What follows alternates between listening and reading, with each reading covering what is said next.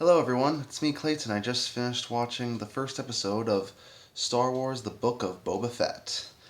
Now, out of all the Star Wars characters from the original trilogy, I think Boba Fett can be basically described as one of the fan favorites, despite him doing very little of note throughout the trilogy, in that he really only has a few lines and he only does a few things in the original trilogy, but mainly due to his very cool appearance and due to his mysterious past, he basically became one of the favorite characters to dress up as and to speculate among the Star Wars fan base.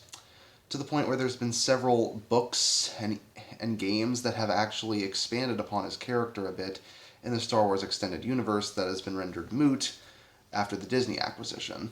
But we also do get a show based around him, and I like the show so far based on its first episode alone, but that should be expected when it's directed by Robert Rodriguez and written by Jon Favreau, the same guy who gave us the excellent Mandalorian series. But let's get to the story, shall we? The story takes us to the point where Boba Fett manages to escape the Sarlacc pit that he was forced into in Return of the Jedi, and he's subsequently captured by a group of Tusken Raiders.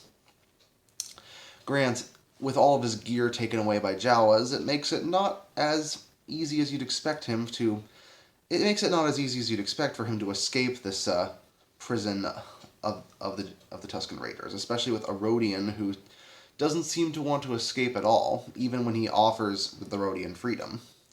But we also flash forward to when Boba Fett is a crime lord in Tatooine known as the Daimyo, to the point where Fennec, played by Ming-Na Wen, is his personal assassin, and he even has a few Gamorrean guards, which just adds to his authority. But even though Boba Fett is a crime lord in this timeline, he doesn't want to rule with fear the way Jabba the Hutt did. He wants to rule via respect. Which I understand from his perspective. Being feared is going to bite you in the ass one day or another. It certainly did for Jabba. But being respected can last you a lifetime. And it seems Boba understands that quite a bit, and Fennec is going to have to learn to let go of some of her pessimism a little bit. I think that will be an interesting arc to follow. But even if you're not into the political and more social aspects of this world, we can at least get some good action scenes out of it if you're not into that, right? Well, we do. There's a cool fight scene with a bunch of guys with plasma shields that make things difficult for both Boba and Fennec to the point where the Gamorrean guards get to step in. That's pretty cool.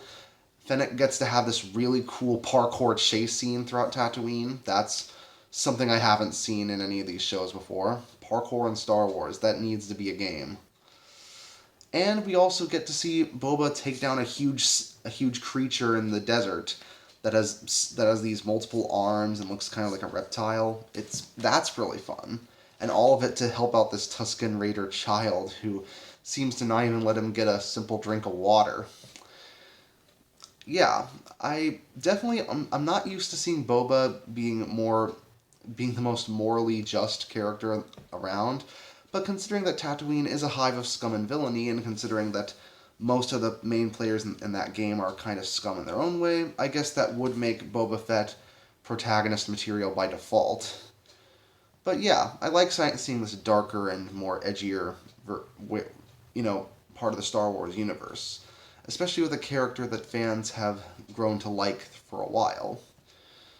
Not to say that The Mandalorian wasn't great in its own way, but that required a few episodes for me to really get into the Mandalorian's character, even when he was protecting the child all that time. Since we have so much knowledge of Boba Fett beforehand throughout the Star Wars universe, we can go into the show already liking him and seeing this new side to him and having it actually make sense of his character. So yeah, I think Rodriguez did a good job here. The action's solid, the arcs look like they're going to be cool, the flashbacks make me wonder how he went from this low side of his life to being a daimyo in Tatooine. I'm interested in seeing how this goes, so I'm probably going to do weekly reviews of this series too, and I'm pretty sure I'm going to give it a pretty high rating by the end. But until then, I'll see you next time, guys.